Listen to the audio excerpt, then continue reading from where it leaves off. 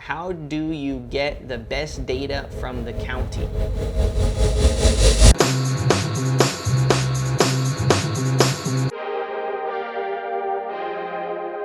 Hey, what's going on, ninjas and ninjas? Tyler Austin here, founder and CEO of REISift, and we have another Q&A video for you. Essentially what we do is we gather all of the questions from the YouTube videos and we kind of summarize them into one video so that anyone else that has that question can see it. Pretty simple. From our Propstream, pulling a pre-foreclosure list from Propstream video, someone had asked, will Propstream tell you various stages, i.e. when the NOD or Notice of Default is sent, or when auction date is sent, and so on. And so, great question first and foremost. Foreclosure processes, for those that don't know, there are stages to it, right? There's the Notice of Default. There's multiple of those. Notice of Default for 30 days, 60 days, 90 days, and typically, depending on the state, after 90 days, you actually then get sent the list pending, which is the Notice of Foreclosure, essentially, or Notice of Suit is what it really is. And then depending on the state, again, there can be attorneys that get involved there at that point. But then after that pendant has been given, after a period of time of still not paying payments, an auction date gets set, and so on and so forth. And so, does Propstream give this information? Sadly, I have no idea. That is definitely something that I would reach out to Propstream about and see. However, do I think that it's necessarily something to fully think about right away? No, I don't. I think what's more important is that we bring in foreclosure data on a as consistent basis as we can, preferably daily or weekly, and doing a niche sequential marketing strategy against those, being consistent, and then honing in to, okay, based off of the leads I am getting, how can I get even more targeted data to improve this process? So rather than thinking about this early on, I would think about this after I've already proven some consistency in that niche to be able to refine and continue to improve upon inside of that niche. So maybe you go from pulling foreclosure data to pre-foreclosure data, for example, which is usually a summary of stuff that hasn't had a list pendants yet, but is a Notice of Default. Cool, hopefully that helped out. Next question is from our How to Integrate Air Call with REISift, and they ask, will the SMS conversations sent out of Air Call come to the activity log inside of REISift? Actually really funny, because just this morning I was watching my dev team and noticed that they had done a push for SMS Activity Log something or other, and turns out it's because of the smartphone integration, not the Air Call integration. But our smartphone integration, right from the very beginning, the SMS communication is being tracked and it is going to the activity log. And in the future, it will also go to a one-to-one SMS chat box or inbox. As of right now, however, AirCall's API does not support, at the time of this video, and it is the 30th of November right now, 2022. And so as of right now, AirCall does not support this in their API. So quick answer is no. However, some of our other integrations do support this, and the answer is yes. Okay, how to find owners with multiple properties. Video, someone had asked, how do you do list stacking? Basically, list stacking is the, let me answer what is list stacking, right? List stacking is the, what other people, when I think about it, would say, hey, let's just take some sticky notes here. I'll give you guys an analogy, right? And so I'll put 3 sticky notes on the table. Let's just say this sticky note was given to me from Mason, this sticky note was given to me from my wife Christina, and this sticky note was given to me to my son Abram. The Mason list, the Christina list, and the Abram list. What list stacking is instead of having all 3 of these pieces of paper and having to try to manage all of these, we merge it all onto one single sticky note, and on that one single sticky note, it says Mason, Abram, Christina, so that I know that it's all 3 of these were pink sticky notes, but they came from those 3 individuals, right? And so, and similarly, in another sense, like tax delinquency, probate, high equity, 1, 2, 3 Main Street is on all 3 of those lists. And so what you do is you merge that one record together, and then you just say, hey, it was on all 3. And so like with REISift, which that happens automatically, like as you're uploading list A, B, C, and D, and you're trying to bring in this data on a consistent basis, if you already have data inside your account from one other location, when you upload that address, it's gonna see that one profile of that address and it's gonna say, hey, add this association. Let them know that, like make it visibly apparent that that it's also been seen on this other list. And so it can be kind of a hard thing to kind of explain, because it's one of those things that are so simple that if you start talking about it, it becomes complicated. However, how do you do list stacking? It's very simple. If you were to have 3 CSV documents, you would have to look through every CSV document individually and then copy and paste and merge or something to get all the duplicates into one column or one row, and then you would have to have another column in that CSV to say, hey, it was from these 3 lists. Or if you're using a tool like REISift, all you have to do is just upload those lists and call them whatever list they're from, and it just happens automatically. So you don't have to ask the question, how do you do list stacking? Because it's just a byproduct of data management. It just happens automatically. From our Alex Gona Real Estate Dojo podcast, someone asked, isn't just sending out SMS spamming? No, not necessarily. It just really depends on how you're doing it. I mean, what is spamming, right? Spamming would be something where you're hitting the same person, every day, relentlessly, being kind of ignorant about things, I think is spamming. I don't know the true definition. However, if you're sending out text messages to 10,000 people, let's just say over a given month, and they don't respond, but then you send another, the same 10,000 people again next month, but you're only sending one text message, not one every single day, then I don't think that you're spamming. I think that you're just sending a notice of, of intent of, to help them out.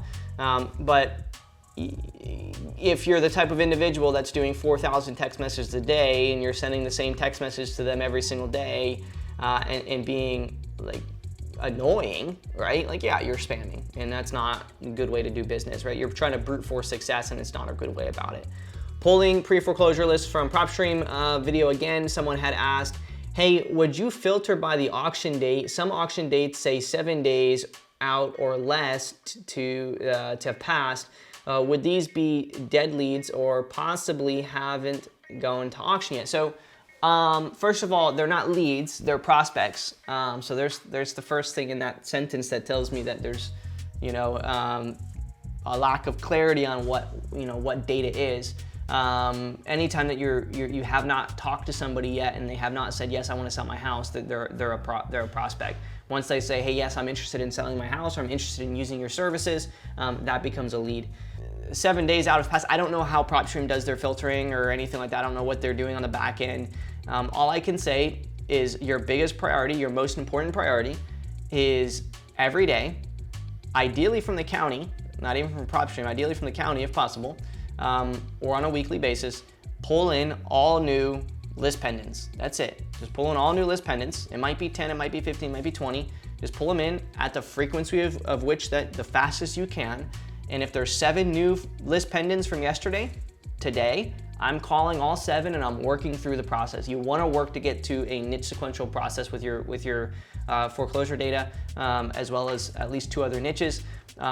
If for whatever reason today I pulled a list and it popped up as, the first time it's popped up is today, and it says that it was 7 days ago was the auction date, then hey, that's the data I have in front of me. If it ends up being that it already went to auction, then that's it. Then the issue is not me, it's not my process, it's that I'm getting, for whatever reason, the platform I'm pulling from is giving it to me 7 days late, right? But if you're pulling on a daily basis, you would have already pulled this list way before it even had an auction date anyway, right? And so, again, looking at the problem within the problem, it would be that I should have been calling this person, 3 months ago, right?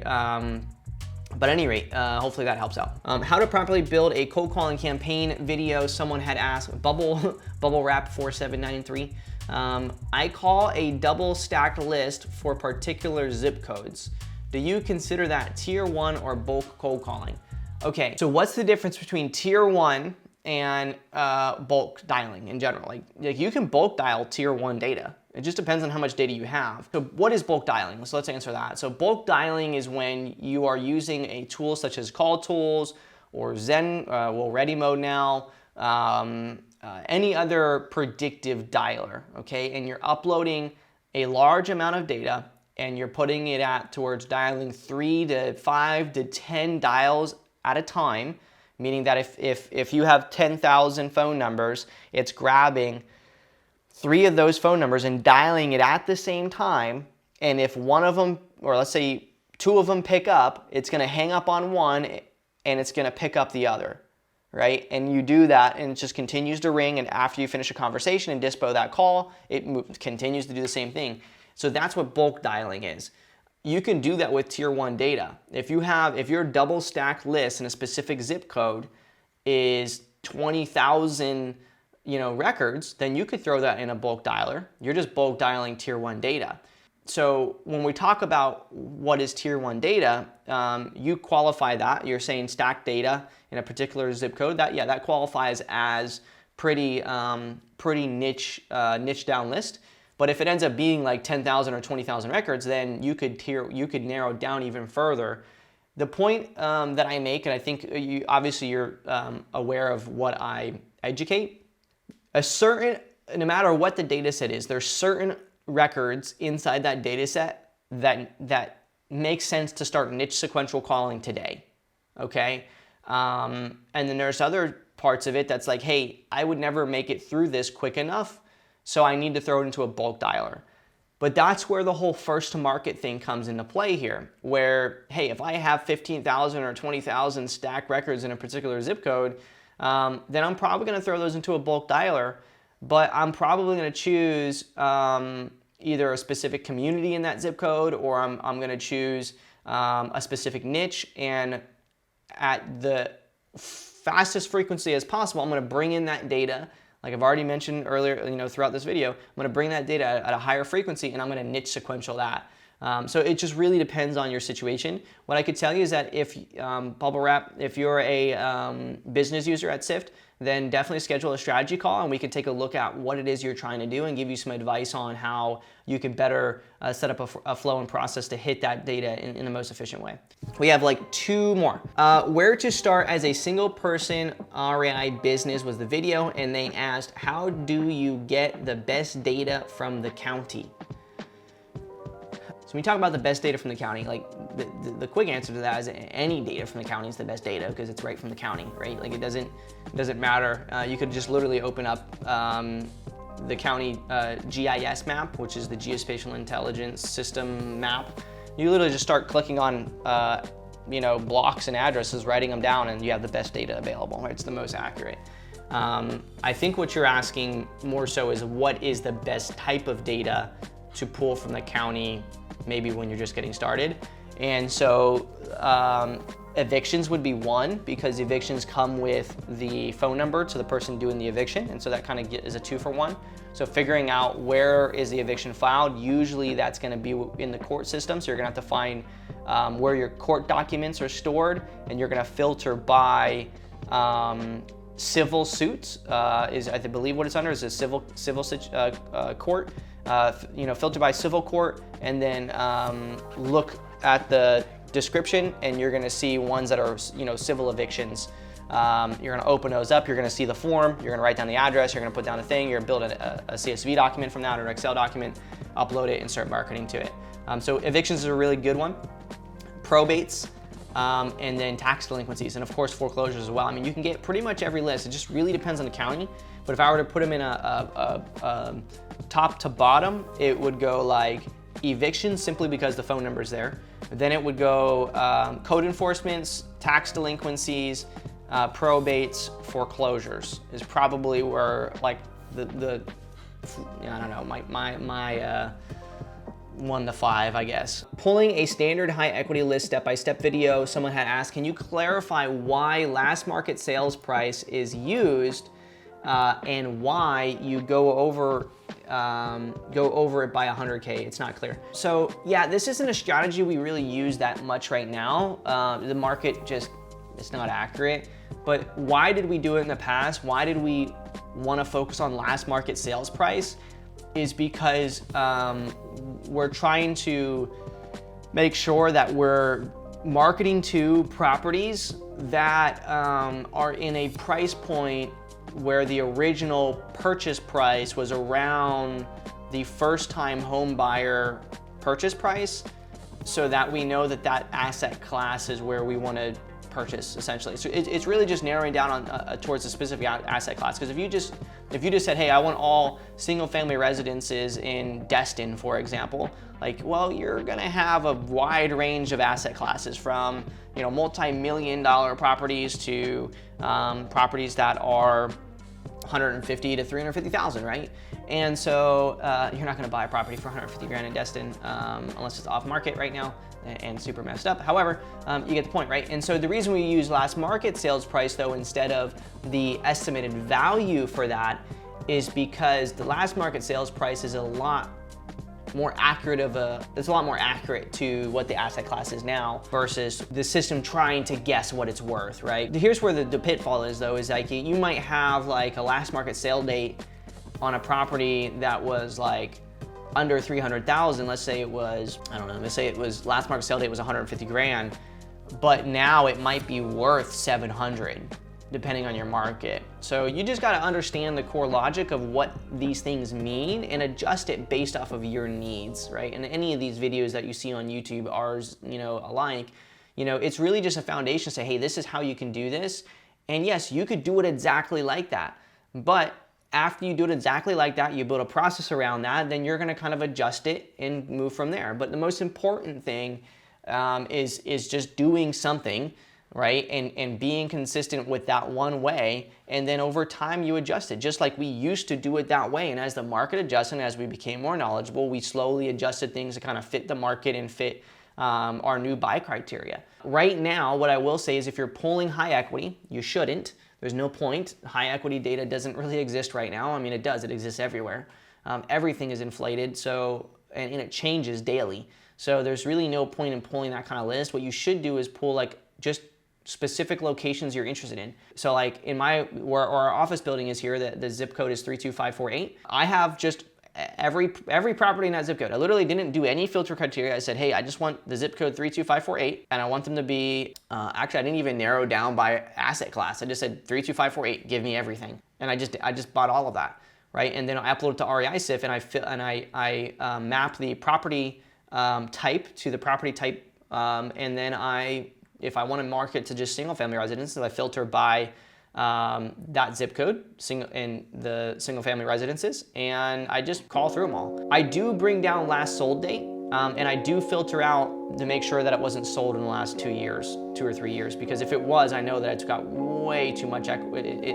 I'm not going to be able to buy it unless I do creative financing. Focus on last sold date and then focus on getting all of the addresses in that specific location, and just get all the correct numbers in that specific location. The more correct numbers that you get in a specific location, the less marketing you need to do tomorrow. Does that make sense? So over time, over a year or 2 years, I was with a user on a strategy call yesterday.